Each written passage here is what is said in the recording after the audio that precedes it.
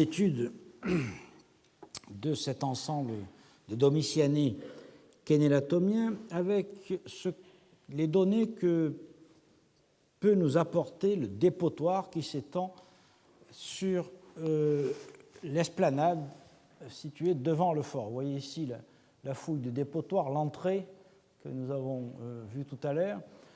Le dépotoir principal s'étend sur 230 mètres carrés, vous voyez ici, dans ce secteur-là, ce qui est indiqué en vert.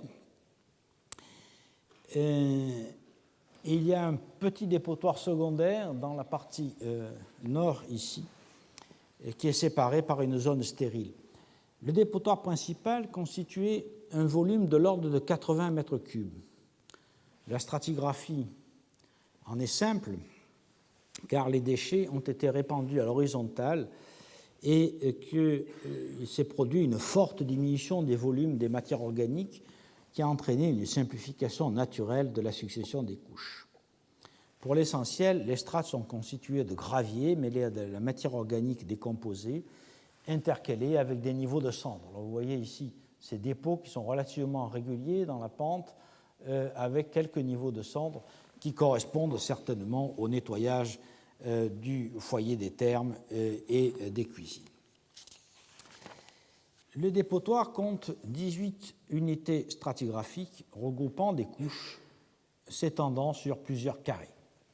Bien que l'évolution architecturale du fort et l'étude des ostracas aient montré que le site fut occupé à 3 reprises, nous y reviendrons tout à l'heure, sous Domitien et Trajan, sous Antonin le Pieux, puis sous les Sévères, aucune interruption de la stratigraphie du dépotoir n'est décelable. Les phases d'abandon ne sont pas marquées par des dépôts stériles, car aucun sédiment n'est apporté par le vent. Nous sommes dans une zone de roche et il n'y a donc pas de sable qui aurait permis donc de sceller en quelque sorte les diverses phases. Ainsi, les casernements du fort ont été trouvés tels qu'ils furent abandonnés, mis à part quelques écroulements de murs, et la surface du dépotoir était dans l'état où l'armée romaine l'a laissé, c'est-à-dire qu'on trouvait dès la première couche des grandes masses de tessons de céramique et d'ostracas. Étant donné que les 2 premières phases, donc celle de Domitien et celle d'Antonin, interviennent dans un laps de temps d'un demi-siècle, il est difficile de distinguer par l'étude de la céramique seule les couches qui sont attribuables à chacun d'entre eux. L'étude des ostracas par Hélène Cuvini et Adam Bülow-Jacobsen permet toutefois d'aller un peu plus loin dans l'interprétation. La répartition stratigraphique des ostracas mentionnant les toponymes de Domitianés et de Kénélatomiens semble au premier abord aléatoire. La carrière a été ouverte dans la dernière année du règne de Domitien, quelques mois seulement avant sa mort. Or, le nom de Domitianés est attesté dans 29 ostracas répartis sur l'ensemble de la stratigraphie. L'appellation Kénélatomien est quant à elle mentionnée dans 86 textes, la première attestation se trouvant dans l'US 3 à la base de la stratigraphie, c'est-à-dire pratiquement ici. Il apparaît donc que les 2 toponymes ont été employés conjointement dès le début. Le terme de nouvelle carrière, officialisé un an à peine après l'ouverture des travaux, étant dû à sa postériorité par rapport à une carrière plus anciennement ouverte, qui est certainement celle du Mons Porphyrites, qui, comme nous l'avons vu, est la plus ancienne carrière impériale du massif, puisqu'elle a été ouverte en 18 de notre ère. L'emploi de l'un et l'autre toponyme, c'est-à-dire de Domitianés ou de Kénélatomiens, n'est donc d'aucune aide pour interpréter la stratigraphie. Tout au plus peut-on penser que le toponyme Domitianés a été peu utilisé après la mort de l'empereur, puisque la damnatio memoriae qui suivit a dû affecter sa perpétuation, expliquant la disproportion entre les attestations des 2 appellations. Nous avons vu donc 29 d'un côté, 86 de l'autre. Comme les ostracas mentionnant Domitianés ont été trouvés dans toutes les couches du dépotoir, soit y compris dans les couches supérieures, soit on peut penser qu'ils sont résiduels, soit que dans les textes non officiels, le toponyme a été employé pendant un certain temps. Malgré ces incertitudes, les données disponibles permettent d'attribuer les US 1 à 5 à la phase de Domitien et Trajan.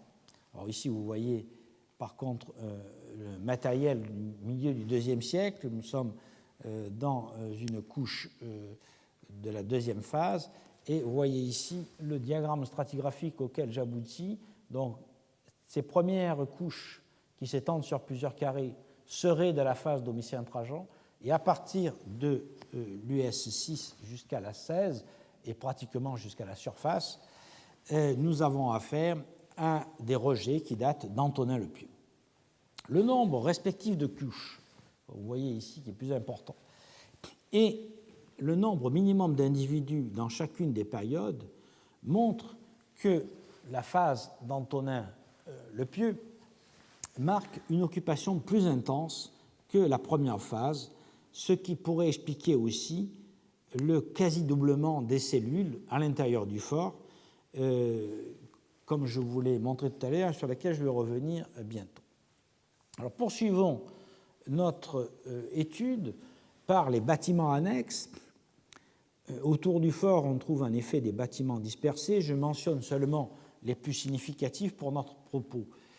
À 100 mètres au sud-est du fort, nous trouvons un bâtiment composé de 2 pièces inégales adossées à une paroi rocheuse, dont l'une de ces pièces pourrait être une habitation et l'autre une écurie, car les côtés sud et nord, comme vous le voyez là, sont bordés par des banquettes larges de 90 cm et hautes de 65 cm, que j'interprète comme des supports de mangeoires pour les animaux de trait.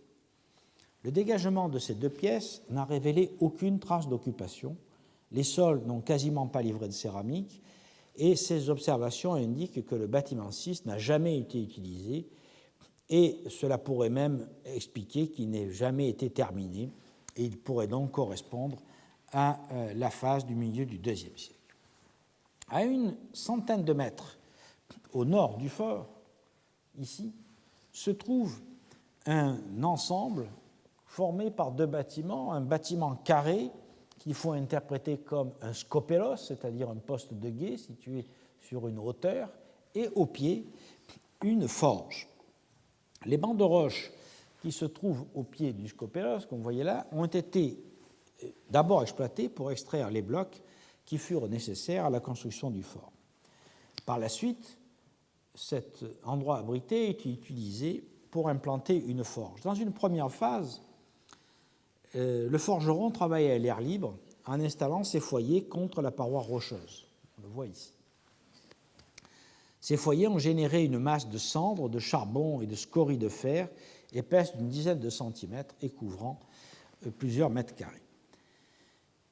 Dans une seconde phase, on a ajouté un bâtiment approximativement carré de 6,50 m de côté et qui est adossé à la paroi rocheuse et qui est ceinturé de murs relativement épais. Il comportait une entrée, une première pièce où devait habiter le forgeron, car on a trouvé une banquette qui servait certainement de lit, et un mur, un petit muret ici, délimite l'atelier. Et dans ce mur est aménagé un foyer entouré de pierres, aujourd'hui très fissuré par le feu.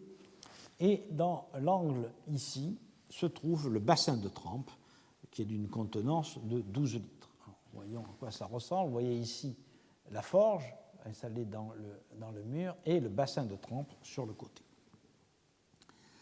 Le mobilier découvert sur le sol de cette pièce se limite à des fragments de quelques amphores de type égyptien, qu'on appelle égyptienne 3, et la rareté et la banalité du mobilier interdisent de dater précisément la construction de la forge.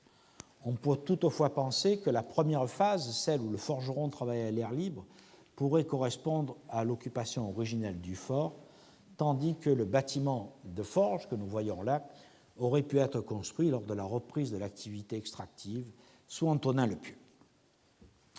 Un autre bâtiment intéressant est constitué par un temple situé sur un sommet, à 280 mètres environ au nord-ouest du fort, et à la côte, à l'altitude 605 mètres, soit à peu près 60 mètres au-dessus du niveau du fort. L'accès au temple se faisait par deux itinéraires.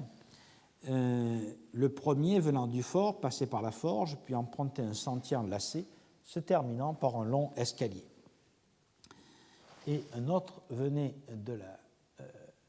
du wadi et se terminait aussi par un escalier. Les deux escaliers convergeaient vers une terrasse naturelle qui porte, outre le temple, des abris adossés au rocher. Alors, vous voyez ici cette terrasse, les escaliers qui arrivent et le temple dans cette partie. Le sanctuaire mesure 6 mètres par 5,50 mètres environ. Il est construit en pierre de schiste extrait sur place et il comporte une cella principale ouvrant au sud. Et au fond de la cella, on trouve un naos large de 1 mètre et long de 2 mètres qui devait abriter la statue du dieu. L'extrémité sud du mur occidental présente un contrefort très massif et il devait y avoir le symétrique ici qui a été ensuite transformé. Limitée par 3 murs, cette construction fut ultérieurement remaniée pour servir d'entrée à la seconde celle-là que nous voyons ici. Dans la phase initiale, ces deux massifs devaient évoquer 2 pylônes à l'entrée des temples égyptiens.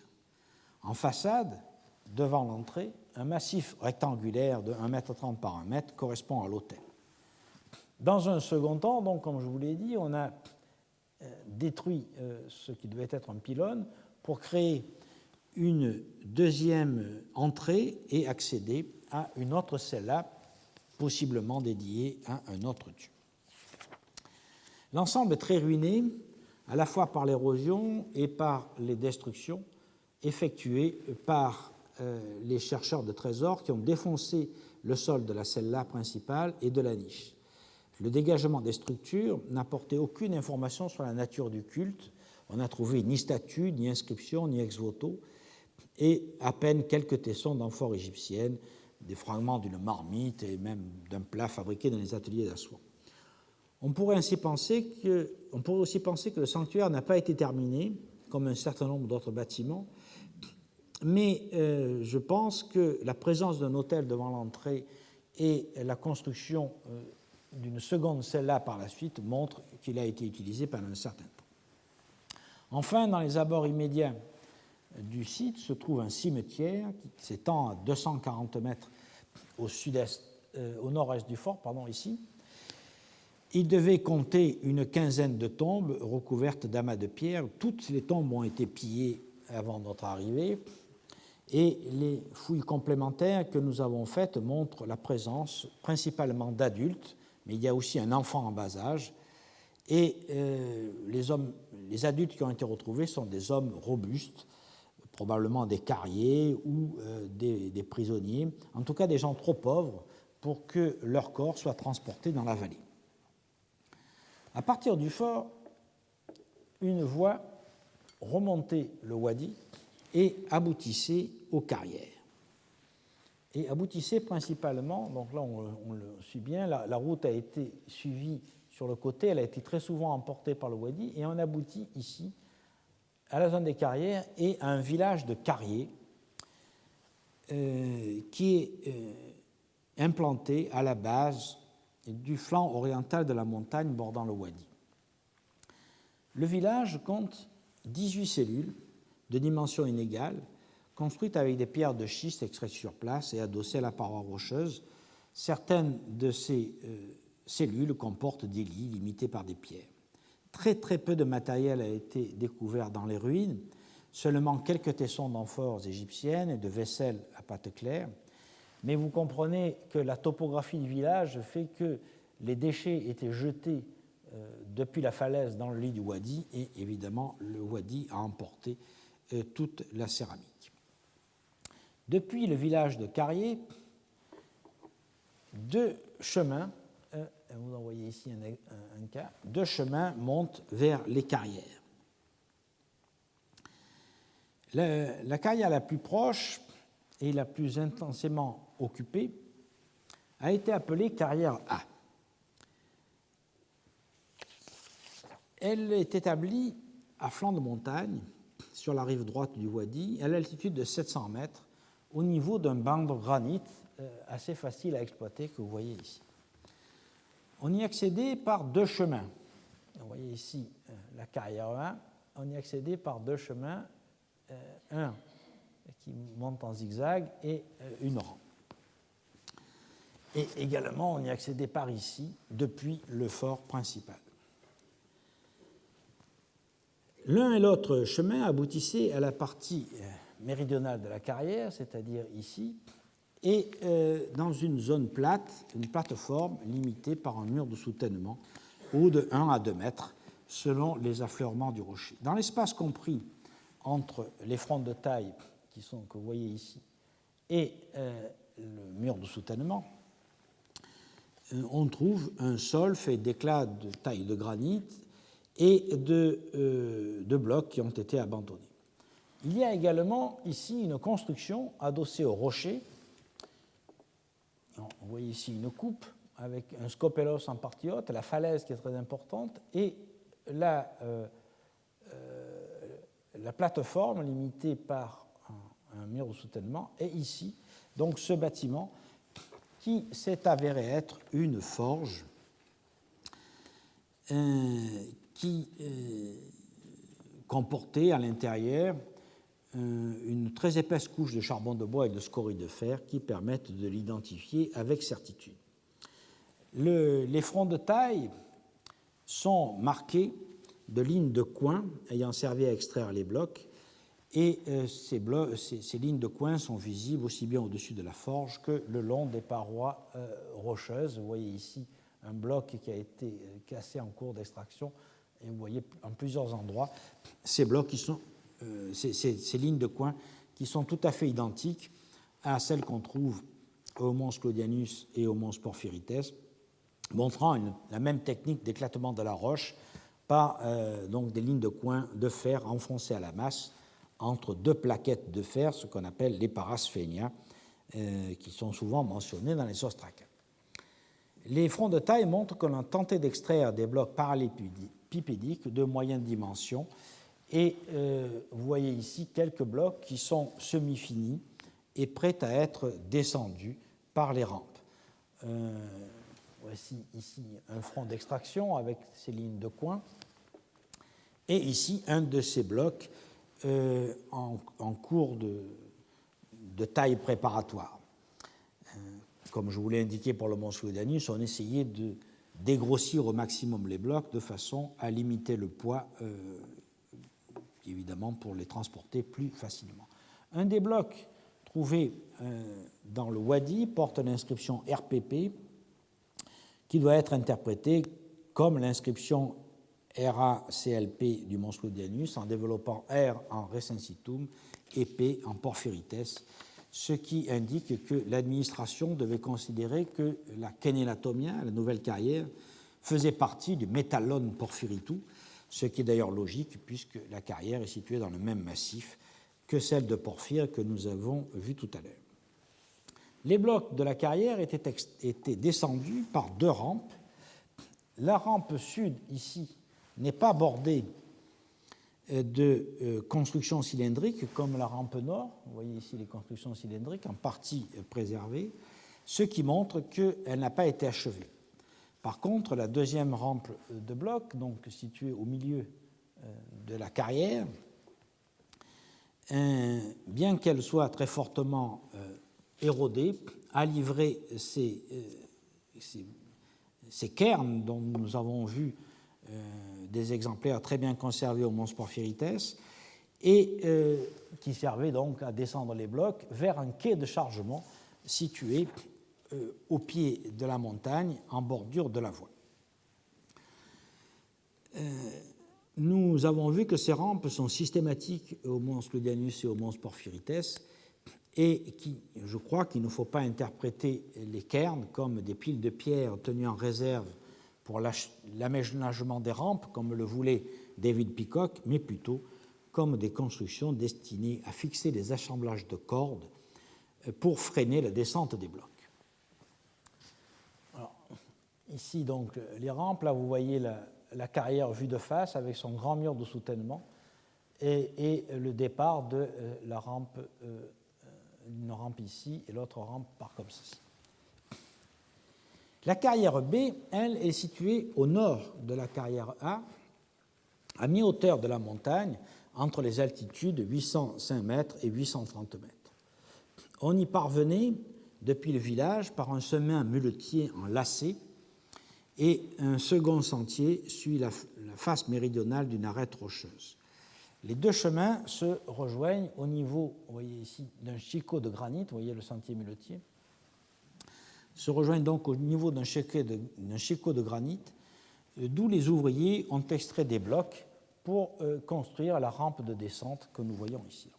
Voyons le plan un peu plus détaillé qui montre l'emplacement de la carrière de forme approximativement triangulaire et divisée par deux terrasses, par de très puissants murs de soutènement, la terrasse inférieure mesurant 16 mètres par 18 et la terrasse supérieure étant un peu plus petite.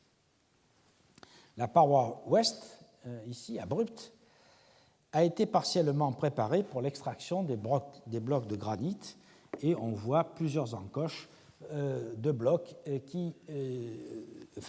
plusieurs encoches pour mettre les coins pour extraire les blocs.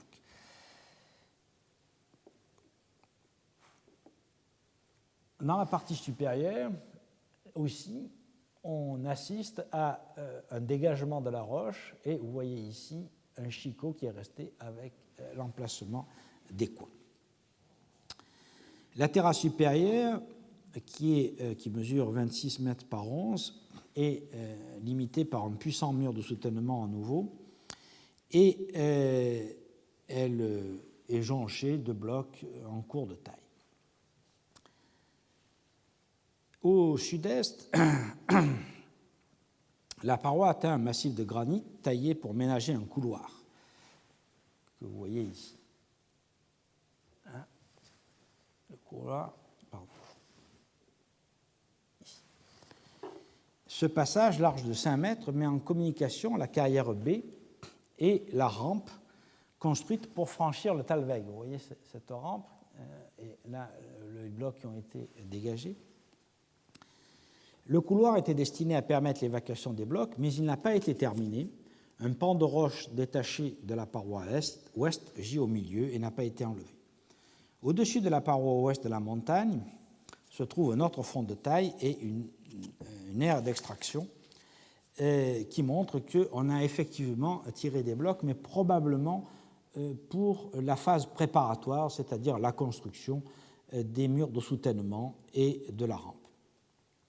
Il était prévu d'ailleurs, à l'origine certainement, de construire la rampe jusqu'à la route aboutissant au village pour descendre les blocs. Or, le tronçon amont, qui est bâti sur une arête rocheuse, a été fini, mais la partie aval, vers le village, n'a pas été réalisée.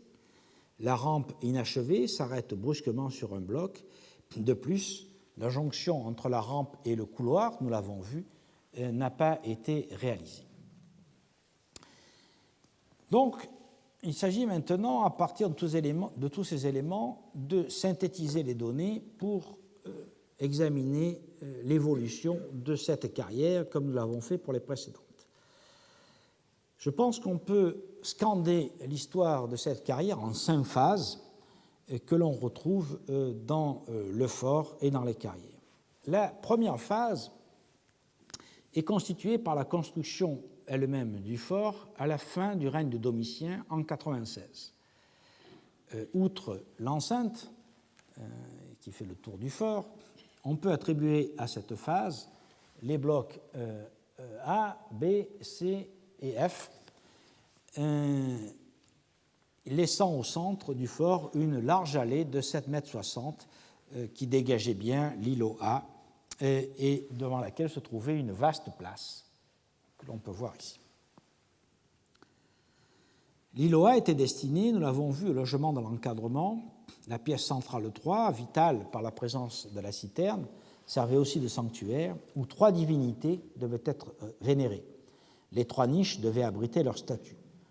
Nous ne savons rien des divinités adorées, mais on peut penser que, comme dans les autres carrières, Zeus Hélios Grand Sérapis devait occuper la place centrale avec les dieux qui partagent le même temple, comme dit un ostracone du mons Claudianus daté de 223-235, mentionnant une dédicace faite par la cohorte des Ituréens.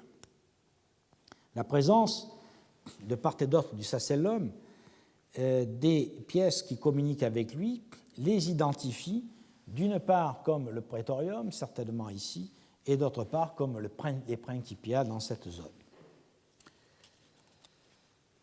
En effet, au sud, dans les pièces 4, 38 et 42, qui sont situées par là, pourraient se situer les appartements du commandant, communiquant avec les bains situés dans les pièces 36 et 90. Au nord de la pièce 3, les 2 pièces 74-75 servaient probablement de bureaux et de salles de réception ou de réunion, dont, nous l'avons vu, le sol était dallé. Les cellules des autres îlots devaient être dévolues aux soldats et peut-être en partie aux carriers, comme dans les autres forts. À cette époque remonte certainement l'ouverture de la carrière A, la construction de la rampe principale et l'implantation du village des carriers, au moins de certaines des cellules de ce village. L'activité des carrières étant intermittente, elle générait malgré tout un grand nombre de documents sur Ostraka. Comme nous n'avons pas d'Ostraka daté entre les années 100 et 146, cela pourrait indiquer que l'on a affaire au cours de cette phase à une période d'abandon qui n'a pas laissé de traces dans le fort, et nous avons vu pourquoi, parce que nous sommes dans une zone pierreuse, et donc il n'y a pas de dépôt de sable.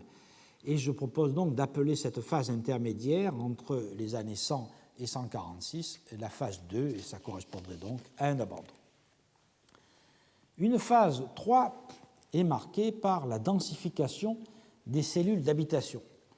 De nouvelles pièces furent construites partout et il fut possible d'en ajouter dans tous ces secteurs que nous voyons là, quitte à condamner des passages, et comme par exemple ici, qui rend donc impossible le passage dans l'allée nord du fort. Cette densification marque clairement un accroissement de l'activité extractive qui eut lieu vers le milieu du IIe siècle, époque où les ostracas montrent une recrudescence d'activité dans la carrière sous le règne d'Antonin le Pieux à partir de 146 et jusqu'en 151. Je pense qu'il faut rattacher à cette phase l'exploitation, la construction d'une part des nouvelles écuries dans le bâtiment 6, peut-être l'agrandissement du temple dans la partie supérieure du site, et probablement la construction de la forge que nous avons vue ici. Et je pense qu'il faut aussi rattacher à cette phase les travaux préparatoires d'exploitation de la carrière B que nous voyons ici. Comme nous l'avons vu, cette carrière ne fut jamais véritablement exploitée. Les blocs qui en ont été extraits ont servi à construire les murs de soutènement et la rampe qui n'a pas été terminée, pas plus d'ailleurs que le couloir d'accès à la carrière. Je propose donc l'hypothèse suivante. Lors des travaux très importants entrepris par Antonin le Pieux, peut-être l'achèvement du temple de Vénus et de Rome, à Rome, l'administration impériale a fait un effort exceptionnel d'exploitation de toutes les carrières du désert oriental. On assiste alors à des extractions au mont Sophiatès, à Tiberianée, au mont Claudianus et au mont Porphyrites. À Kénélatomia, cet effort s'est soldé par un échec.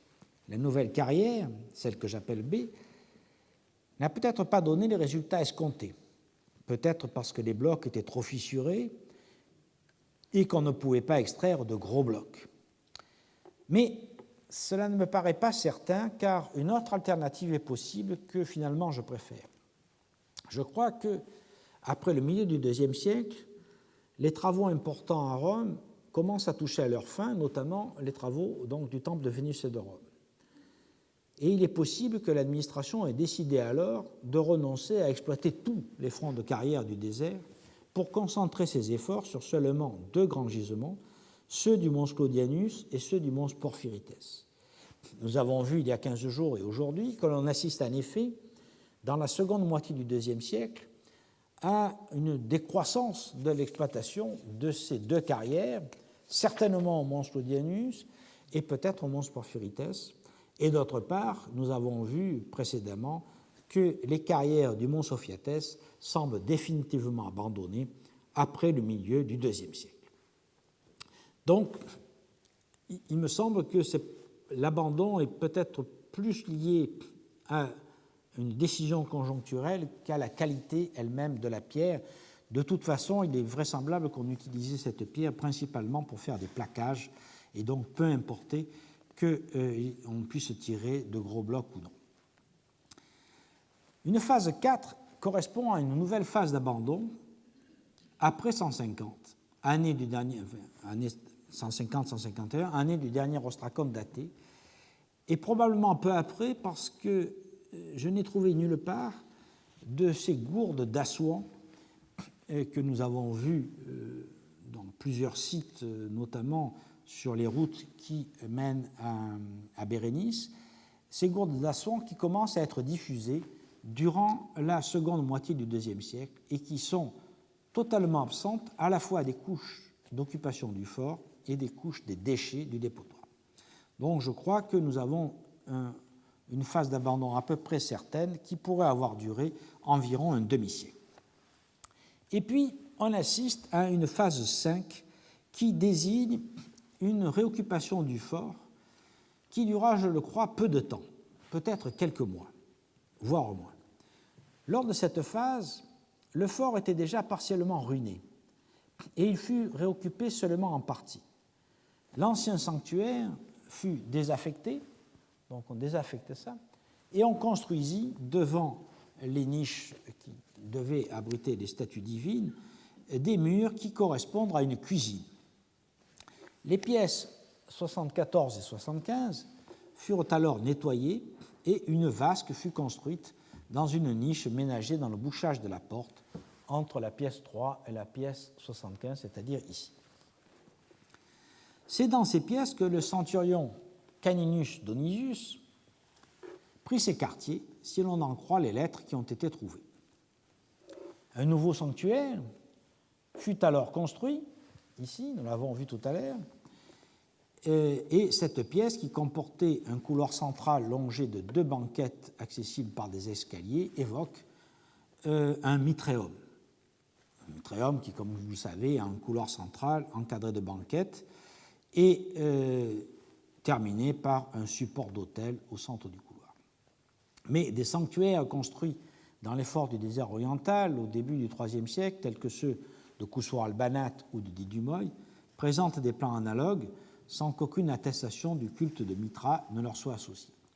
En l'absence de preuves épigraphiques, on restera donc très prudent sur ce point.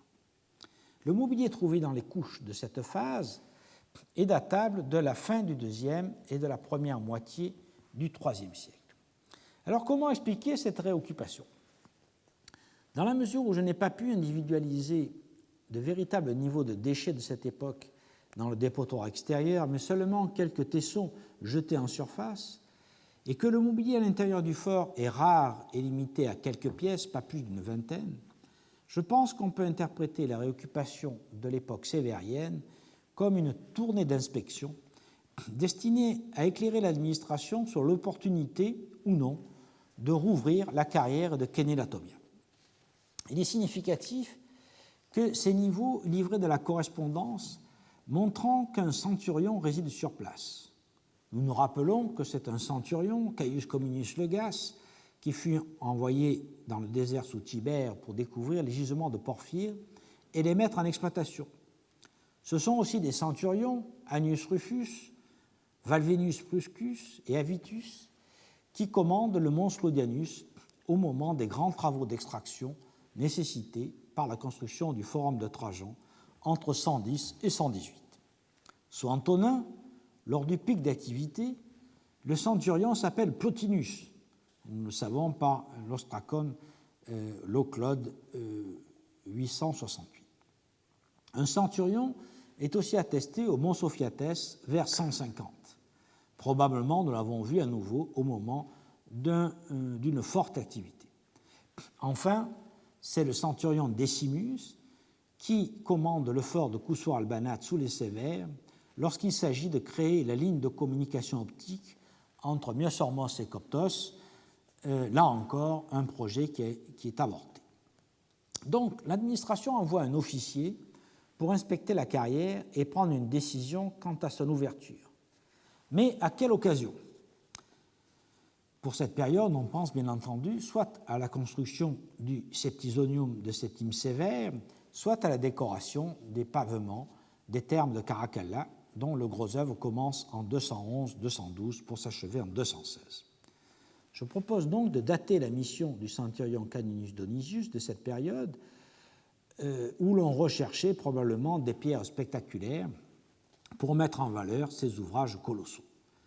Donc, soit au tout début du siècle, soit vers 212 ou 113. Son rapport dut être négatif et la carrière ne fut pas rouverte.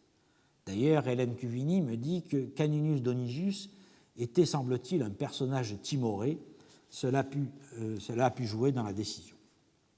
Quoi qu'il en soit, c'était le second avortement et la rareté du granit de Kénélatomien à Rome est bien le reflet de ces échecs, malgré, nous l'avons vu, des investissements massifs en main-d'œuvre, encadrement et capitaux pour payer les salaires et les équipements. Cette carrière peut donc être mise au passif des mauvais choix de l'administration impériale, aveuglée par son désir de grandeur au point de gaspiller d'énormes ressources pour des travaux mal programmés et qui ont fait faillite. Mais ce type d'échec, comme vous le savez, n'est pas l'apanage des gouvernements du passé.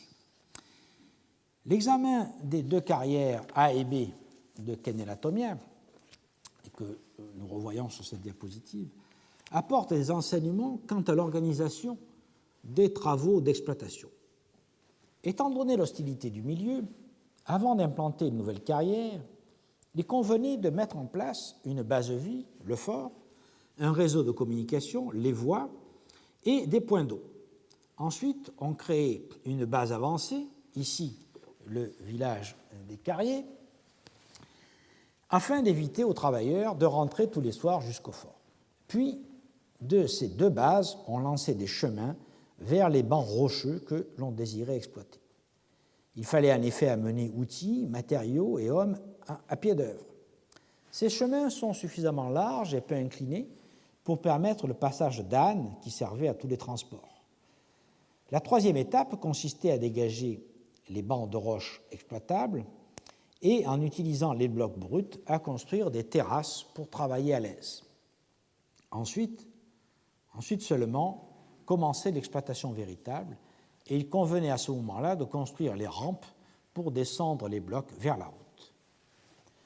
Lorsqu'il fut décidé de mettre un terme définitif à l'exploitation, la carrière 1, nous l'avons vu, était totalement opérationnelle. Les premiers fronts de taille, les carriers avaient tiré des blocs, dont certains étaient épanelés, et avaient été descendus vers le fort, puisque 5 d'entre eux sont abandonnés sur la route et un 6e devant le fort, et d'autres, bien entendu, amenés jusqu'à Rome.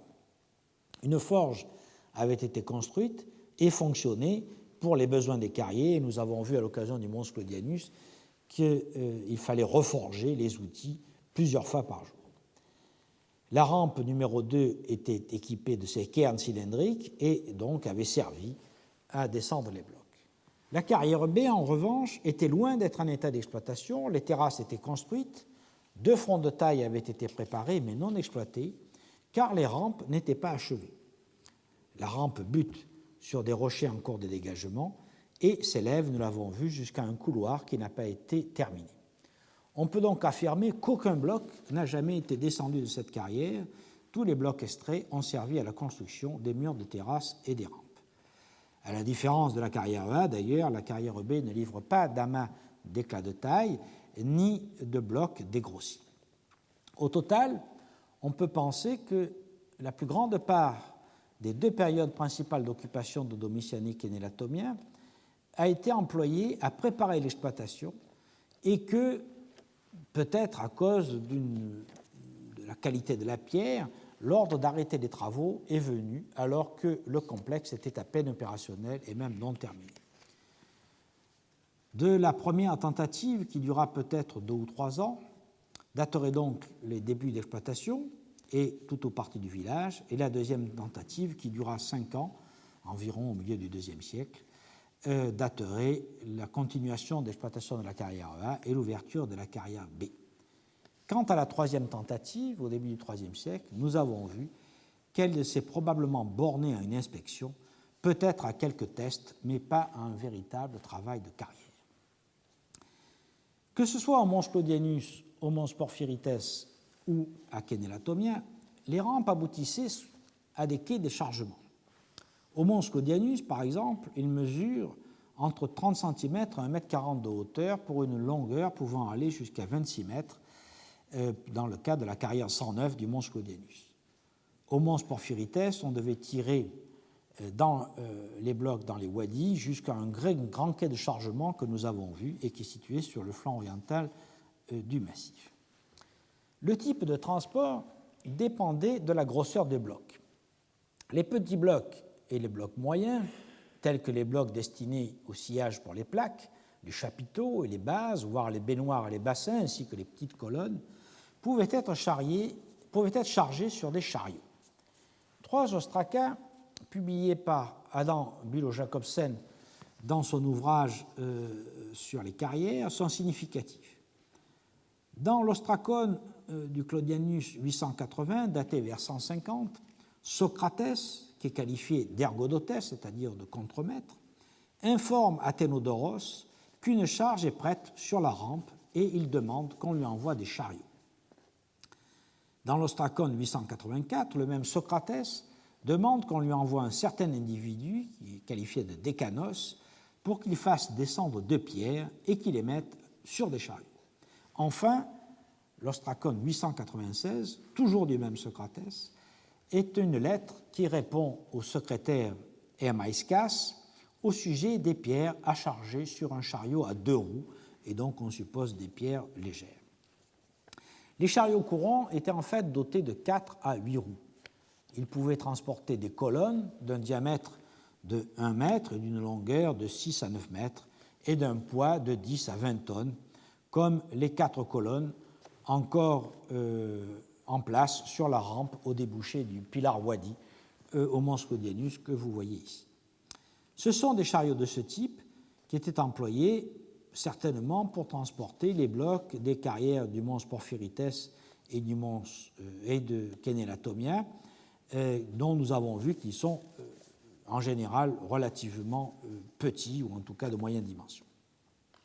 Les choses se compliquaient lorsque la charge dépassait la capacité des chariots courants et il fallait alors des chariots exceptionnels à 12 roues et donc à 6 essieux. Adam Bülow-Jacobsen a publié l'ostracone 871 du Mons Claudianus, daté de l'époque d'Antonin. C'est un ordre donné par Épicouros à Longinus, qui est un kybariates, c'est-à-dire un intendant, qui est chargé de distribuer la nourriture, et l'ordre lui est donné de nourrir 39 hommes de la familia Caesaris qui sont arrivés avec un chariot de 12 roues. Le fait que 39 hommes arrivent avec le chariot fait penser à une combinaison de traction entre des hommes et des animaux. Et vous voyez ici une reconstitution possible. Le chariot à 12 roues s'appelle dodécatrocone. On considère que l'on ne pouvait pas porter plus de 10 tonnes par essieu sur des chariots à roues. À Carrare, par exemple, les chars à plusieurs paires de bœufs pouvaient tirer des blocs jusqu'à 9 tonnes et 12 roues pouvaient donc convenir pour des blocs de 30 tonnes. La colonne qui gît à l'est du fort du Mons Claudianus, qui fait 30 tonnes, pourrait donc être transportée sur un chariot de ce type.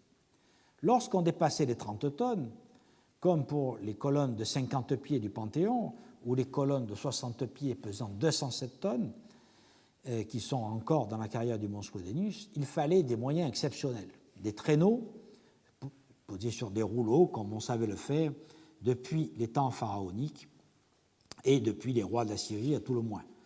C'est à l'une de ces opérations exceptionnelles que doit se rapporter un papyrus de 118 après Jésus-Christ qui prévoit l'envoi d'orges à Kéné, c'est-à-dire à la ville qui est située au bout des routes des carrières, pour tirer une colonne de 50 pieds. Mais qui tirait la charge? Les mulets et les ânes, certainement pour les chariots courants, c'est-à-dire c'est à eux que sont destinées les écuries qui sont construites au mont Sclodianus et dans les forts des routes qui relient le mont Sclodianus, le mont Porphyrites et Kénélatomia jusqu'à la vallée. Les écuries du mont Sclodianus représentent 80 mètres de linéaire de mangeoire, et donc si on alloue 1,50 m pour chaque animal, on obtient un total d'environ une centaine d'animaux. Mais il faut penser qu'une majorité des bêtes étaient certainement laissées à l'air libre. De même, Badia et Sidri, vous voyez ici Badia par exemple, que nous avons vu très brièvement tout à l'heure, qui sont les forts dépendants du mont Porphyrites, sont dotés d'écuries au IIe siècle. À Badia, les écuries mesurent 65 mètres par 35 et comportent 7 allées séparées par des mangeoires, soit 455 mètres de linéaire de mangeoires, ce qui permettrait de parquer au moins 500 animaux, ce qui donne l'échelle des grands convois de pierre. En fait, il aurait fallu 450 ânes pour tirer une colonne de 200 tonnes. Mais il était difficile d'harnacher et de contrôler un si grand nombre d'animaux. C'est la raison pour laquelle David Peacock et Adam Bülow-Jacobsen pensent que de tels blocs, tels que les colonnes de la basilique ulpienne, ont été tirés par des hommes, et nous nous rappelons qu'il avait fallu 1800 hommes pour déplacer les 1000 tonnes du colosse de Mémon à Thèbes, et donc 400 hommes environ devaient suffire pour tirer une colonne de 200 tonnes. Mais il faut reconnaître que les ostracas n'ont pas fourni de documentation sur de telles masses d'hommes arrivés au mont Sclodianus, et la question reste donc débattue, notamment parmi les spécialistes des ostracas. Le transport des carrières vers le Nil se faisait par des pistes dont les pierres ont été écartées, comme nous l'avons vu, et des pistes qui sont marquées par des cairns de façon à être facilement repérables. Elles mesurent entre 8 mètres et 14 mètres de large. Depuis le mont Sclodianus, en allant vers le Nil, la première étape était à Bouzawal, vous voyez ici la route, puis qui était à 30 km du mont Sclodianus, puis on arrivait à El-Sakia, distance de 35 km, puis on trouvait un hydroma avec des écuries à Tal el-Zarqa. Puis on passait à Bouzawal, et ensuite les chariots s'arrêtaient à Koureya, 35 km plus loin, puis à Bir Haras, situé à 25 km, et qui était distant de 20 km de Kénépolis, c'est-à-dire aujourd'hui Kéna. Les gros chargements devaient nécessiter des étapes entre les hydromata, c'est-à-dire entre les puits. Donc le trajet prenait au minimum 5 jours et probablement bien plus en fonction du poids des blocs à transporter. Le mont Porphyrites et Kénélatomia étaient bien plus loin. Nous avons vu qu'environ 160 km les séparent du Nil, et il fallait au minimum 8 jours pour les parcourir. Les convois faisaient étape à Sidri, à Badia, à Qatar, à Der el-Atrash, à Bab el-Moukenik, à Bir Salah, à El-Sakia, à El-Eita, et rejoignaient enfin la route du mont Sclodianus à Bir Haras, dernière étape avant la ville nouvelle, donc de Kénépolis, fondée au débouché de la route et qui servait notamment de base arrière pour approvisionner les carrières. Donc, avec ce retour dans la vallée, nous en avons fini avec l'examen de l'exploitation des ressources du désert oriental à l'époque gréco-romaine, et dans mon dernier cours sur le sujet, la semaine prochaine, je donnerai une synthèse chronologiquement ordonnée des acquis des recherches archéologiques concernant à la fois le commerce et à la fois l'exploitation des mines et des carrières entre la conquête macédonienne et l'Antiquité tardive, et j'essaierai de dégager les grandes lignes de l'exploitation avec ses phases d'expansion et de déclin, et les grandes lignes aussi de la fin de l'exploitation du désert oriental et de la fin du grand commerce avec l'Orient, de façon à ce que nous ayons une vue totalement synthétique de cette histoire. Merci.